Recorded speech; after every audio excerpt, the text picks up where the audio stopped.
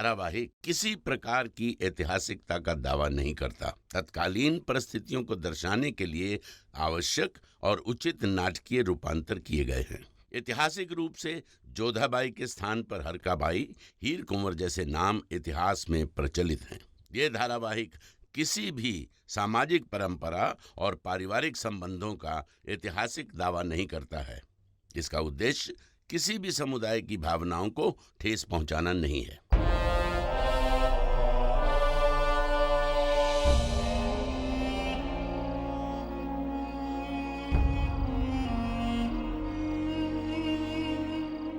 जलाल, हम जानते हैं कि तुम किन मुश्किलात में हो। इस इंसाफ के तराजू के पास तुम तभी आते हो जब फैसला लेने में तुम्हें बहुत तकलीफ हो। हमें उम्मीद है कि ये तराजू आज भी तुम्हें सही फैसला लेने में मदद करेगा। उम्मीद हमें भी है अम्मी जान, लेकिन हमें समझ नहीं आ रहा है कि हो क्या रहा है। एक तरफ शहनाज का ये दावा है कि तोड़मल साहब ने उसके साथ जोर जबरदस्ती की है, और एक तरफ तोड़मल साहब का ये कहना है कि शहनाज ने उन पर झूठा इल्जाम लगाया है और वो बस पागलपन का नाटक कर रही है। ऊपर से जोधा बेगम भी शहनाज के साथ खड़ी है, और जोधा बेगम ने कभी कुछ गलत किया ही नहीं। लेकिन हमारा दिल इस बात को मानने को तैयार ही नहीं है कि तोड़मल साहब ने ऐसे कोई गिरी हुई हरकत की है। हमें शहनाज से हमदर्दी है अम्मी जान, लेकिन हमें यकीन नहीं होता है कि तोड़मल साहब ऐसी गिरी हुई हरकत करेंगे। हमारा खुद का दिल ये मानने को तैयार नहीं है जलाल, मगर सारे गवाह और सबूत तोड़रमल साहब के खिलाफ हैं। तमाम गवाहों ने अपनी आंखों से कुछ न कुछ देखा है। वही अम्मी जान, खुद जोधा बेगम ने अपनी आंखों देखी हमें बताई। अब हमें समझ में नहीं आ रहा है कि जोधा बेगम की आंखों ने धोखा खाया है या फिर तोड़रमल साहब की आंखों ने। फैसला यकीनन बहुत मुश्किल है, मगर इस जलालुद्दीन को सही फैसला लेने में सिर्फ एक इंसान मदद कर सकता है, और वो है शहंशाह जलालुद्दीन मोहम्मद अकबर। वो शहंशाह जिसने इंसाफ की कुर्सी को कभी शर्मिंदा नहीं किया, चाहे वो अपने दूध भाई अधम का मामला हो या बहन बख्शी बानो का। अपनी बड़ी अम्मी महामंगा का मसला हो, उसने हमेशा इंसाफ किया है। अपने अंदर के शहंशाह से इस सवाल का जवाब मांगो जलाल, जवाब तुम्हें जरूर मिलेगा।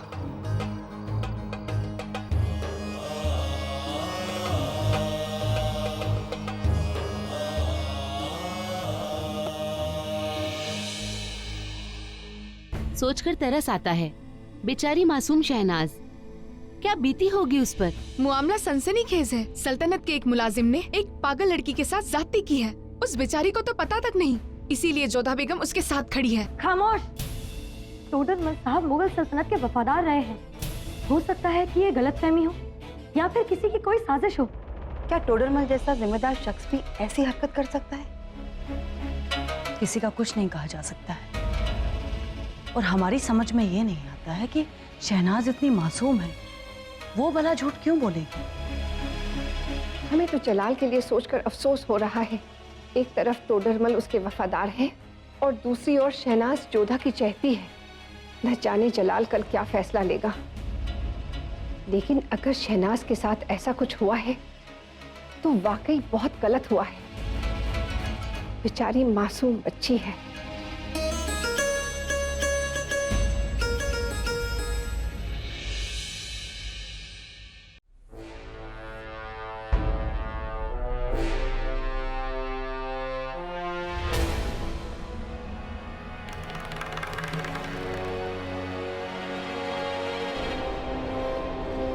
अब सब तमाम हजरात ने कल ये मामला सुना, इल्जाम सुने, सफाइयां सुनी, गवाहियां सुनी। इसलिए इस मामले पर हम आप सबकी राय जानना चाहते हैं। हुजूर, कल जो बहस हुई दरबार में, उससे साफ जाहिर होता है कि तोड़रमल के दिल में शहनाज के लिए नफरत भरी हुई है। पहले तो उनके साथ ज्यादती की और अब आपके कत्ल की साजिश का इल्जाम भी लगाया, जिसका उनके पास कोई सबूत नहीं, जबकि जोधा बेगम के पास सबूत भी है और गवाह भी। हमको तो लगता है कि तोड़रमल ही गुनहगार है और खुद को बचाने के लिए झूठ बोल रहा है। वैसे तो ऐसे घिनौने मामले में सजाए मौत ही होती है, पर यह शहंशाह के ऊपर मुनहसर है कि वे क्या सजा देते हैं।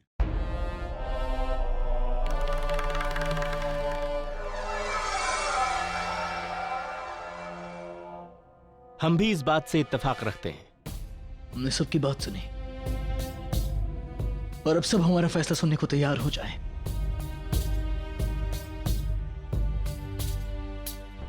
क्योंकि तोड़मल साहब अपनी बेगुनाही साबित नहीं कर पाए हैं और तमाम गवाह और सबूत इनके खिलाफ हैं। हालांकि ये हमारे चंद पसंदीदा लोगों में से हैं, लेकिन फिर भी हम इनकी सजाए मौत का ऐलान करते हैं।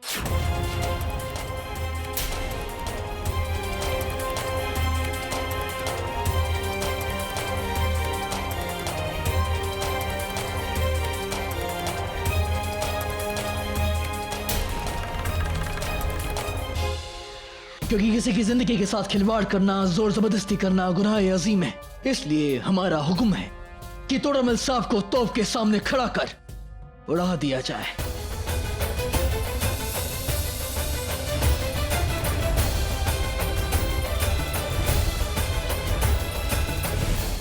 अदगा साहब, साथ देने से पहले इनसे इनकी आखिरी ख्वाहिश पूछ ली जाए।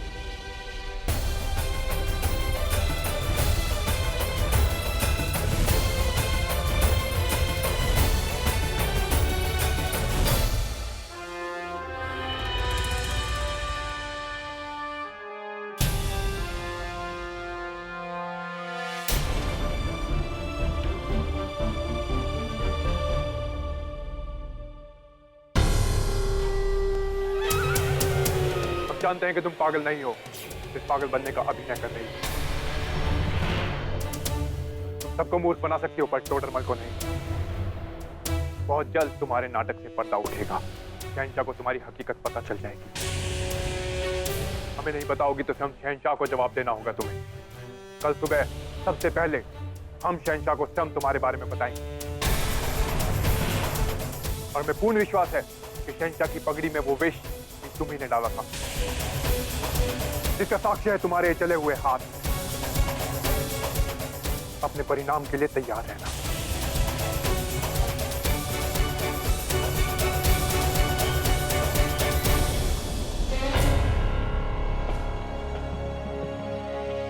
हमारे बारे में सब कुछ बता दिया तो हमारे मंसूबे बर्बाद हो जाएंगे। इससे पहले ये जलाल को कुछ पता है।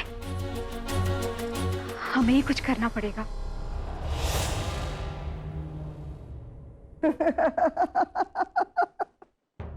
सुभान अल्लाह, बहुत खूब शहजादी, क्या अदाकारी दिखाई है। कायल हो गए हम आपके, सबको बेवकूफ बना दिया आपने। दाद तो देनी पड़ेगी। ये तो अभी शुरुआत है, अभी दिल्ली दूर है। जिस तरह से आप अपने कदम उठा रही हैं शहनाज, दिल्ली तो क्या मुगल सल्तनत का तख्त भी आपसे दूर नहीं। और ये आप एक नेक काम के लिए कर रही हैं, है ना, अपनी अम्मी जान के लिए। खुदा आपका साथ जरूर देगा। आपकी अम्मी जान और हमारी दुआ सब आपके साथ।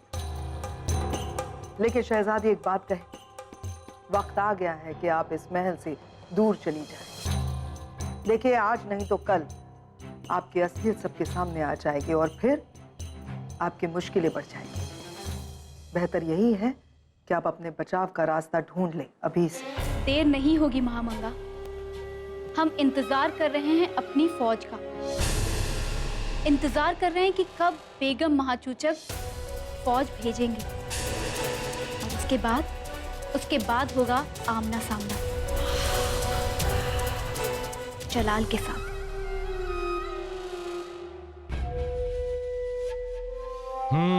तो दुल्हन यहाँ मौजूद हैं। कबूतरों को दावत दे रही हैं आप, मगर हमारे ख्याल से तो आपको अपने नए शौहर के साथ होना चाहिए। अक्सर कबूतरों को फंसाने के लिए उन्हें पहले दाना दिया जाता है। ये निकाह बस उसी तरह का एक जाल था। और वैसे भी एक 22 बरस के ना तजुर्बेकार नादान बच्चे के साथ हम वक्त जाया करके क्या करेंगे। हमें जो हासिल करना था वो तो हमने हासिल कर ही लिया। हजूर साहिबा, इसीलिए तो आप सबसे खास हैं, सीधा मुद्दे की बात करती हैं, ना तो आप अपना वक्त जाया करती हैं ना जज्बात। मुबारक हो, जलाल का सामना करने के लिए जिस अदद फौज की आपको जरूरत थी वो पूरी हुई। मुबारक हो। गुलाम की तरफ से ये तोहफा कबूल करें।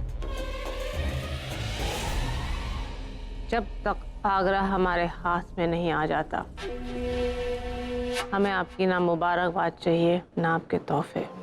हजूर साहिबा, हमें भी बेसब्री से उस वक्त का इंतजार है और हमें पूरा यकीन है कि वो वक्त जल्द आएगा, मगर जरा हमारा तोहफा तो कबूल करें।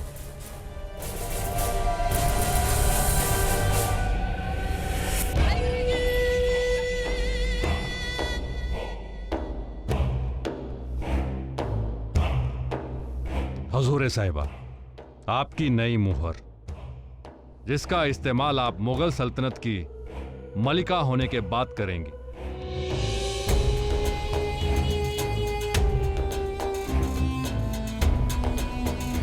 बहुत खूब।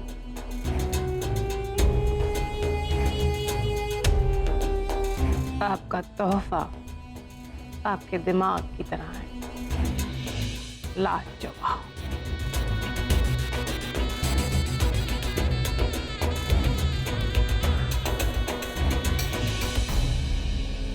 ये सिर्फ तोहफा नहीं, बल्कि हमें आगे बढ़ने के लिए उकसाने वाली एक मिसाल है, जिसे जब भी हम देखेंगे हमारे ख्वाब को पूरी करने की तमन्ना और बढ़ती जाएगी।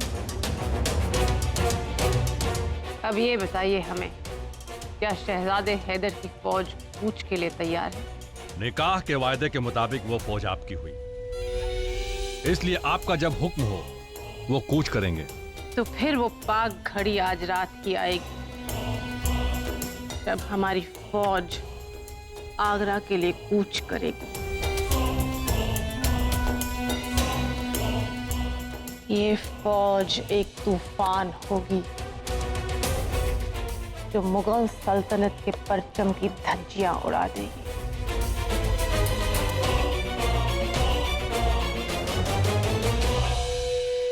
चलो, शहनाज को न्याय तो मिला, परंतु एक बात समझ नहीं आई जोधा, टोडरमल जी की पत्नी उन्हें सजा सुनाते समय एकदम शांत सी खड़ी थी, लगा ही नहीं जैसे उन्हें इस बात का कोई दुख है।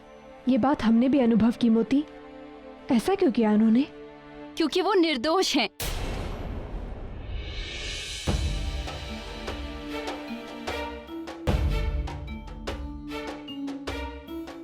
उन्होंने कोई अपराध नहीं किया है।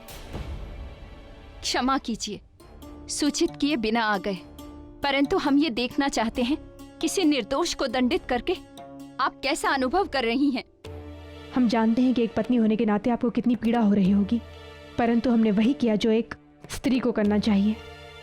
आपके पति ने भोली शहनाज की परिस्थिति का अनुचित लाभ उठाना चाहा, उसका मान भंग करने का प्रयास किया, और उस घटना के साक्षी होने के नाते हमें ये पहल करनी पड़ी। हम जानते हैं इस निर्णय के पीछे अवश्य कोई कारण होगा। हम यहाँ किसी भी प्रकार की दया या सहानुभूति मांगने नहीं आए हैं। हम केवल इतना कहने आए हैं कि जितना आप शहनाज को नहीं जानती, उतना हम अपने पति को जानते हैं। अगर भगवान भी मुझसे आके कहे ना कि तुम्हारे पति ने घोर अपराध किया है, तब भी मैं नहीं मानूंगी। मुझे खेद है कि आप एक समझदार और बुद्धिमान नारी होते हुए भी आप शहनाज की चाल को समझ नहीं पाई और भावना में बह के अनुचित का साथ दे दिया। भूल तो सबसे होती है, आपसे भी तो हुई होगी ना, परंतु जब सत्य सामने आएगा तो कल को आपको पछताना ना पड़े कि आपने किसी निर्दोष को तोप के सामने खड़ा करके उन्हें उड़ा दिया।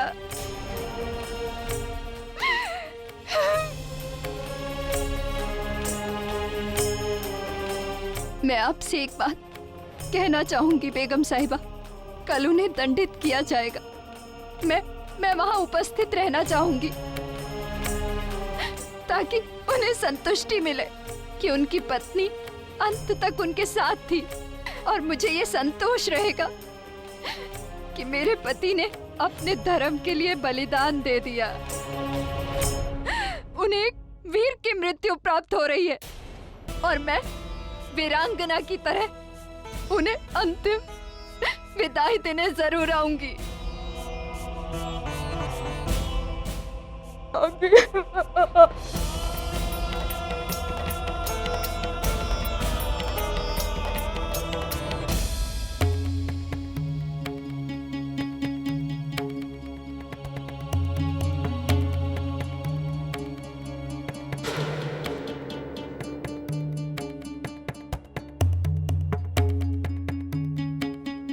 टोडरमल साहब, आप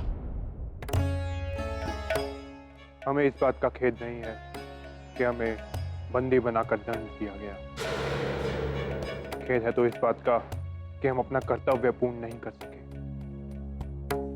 पहले उसने शहंशाह के ताज में जहर डाला और अब हम पर झूठा इल्जाम लगाकर हमें दंड दिलवा दिया।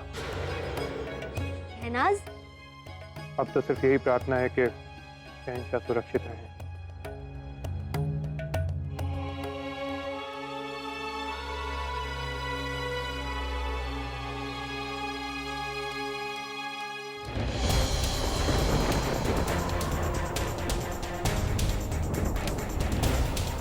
कितनी वेग से चक्रवात आ रहा है जोधा। ऐसा लगता है जैसे कोई राक्षस महल को झंझोड़ रहा है। ऐसा लगता है जैसे कुदरत खफा है हमसे, जैसे कोई बड़ी नाइंसाफी हुई हो।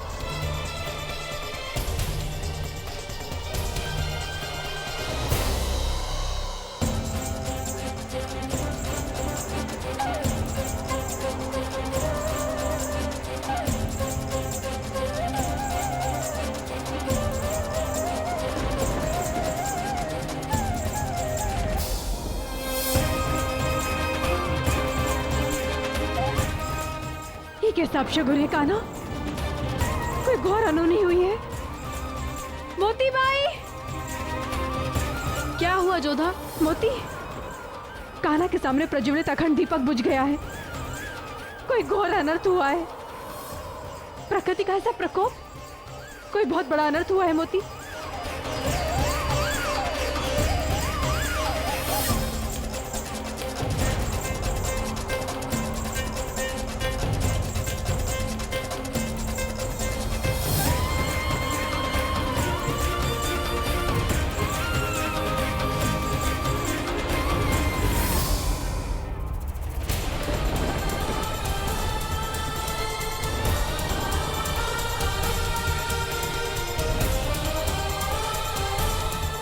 जोधा, इतनी चिंतित मत हो। पवन का वेग इतना भयानक है, दीपक कैसे जलता रहेगा? थोड़ी देर में चक्रवात थम जाएगा।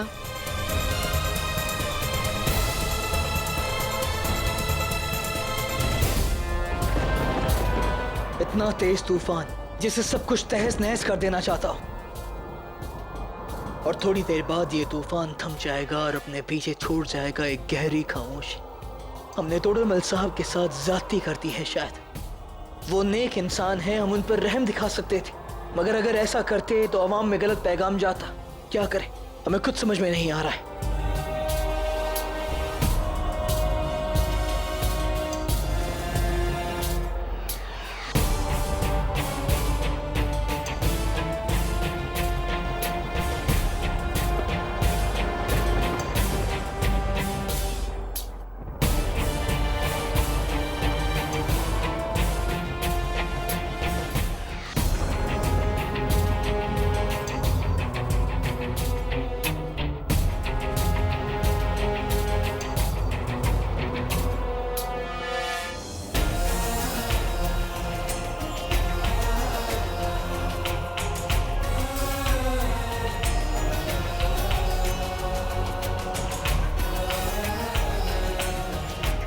बहुत तेज चक्रवात चल रहा है। आपको इस भांति छत पर नहीं आना चाहिए। जब तूफान अपनी पर बनाए तो उसे कोई फर्क नहीं पड़ता है कि इंसान छत पर है या उसके नीचे। अब तो खुश हैं ना आप? अब जैसा चाहती थी वैसा ही हुआ। काश हम पहले वाले जलाल होते जिसके सीने में दिल नहीं था, क्योंकि अब जब दिल है तो उसे लगता है कि तोड़रमल साहब के साथ बहुत गलत हुआ है। और तकलीफ ये है कि एक अजीब सा दर्द है इस दिल में। हमारी जान जा रही है लेकिन जान निकल नहीं रही है। ऐसी अशुभ बातें मत कीजिए शहंशाह। जोधा बेगम कल हमारे अजीज के चीथड़े उड़ने वाले हैं तोप के सामने, और हम चाहकर भी कुछ नहीं कर पाएंगे। आपने हमारे सीने में जो दिल दिया है, उसे लगता है कि आज पहली बार जिंदगी में हमने सबसे गलत फैसला लिया है। काश आपने ये दिल हमें ना दिया होता, कम से कम हमें इतनी तकलीफ तो नहीं होती।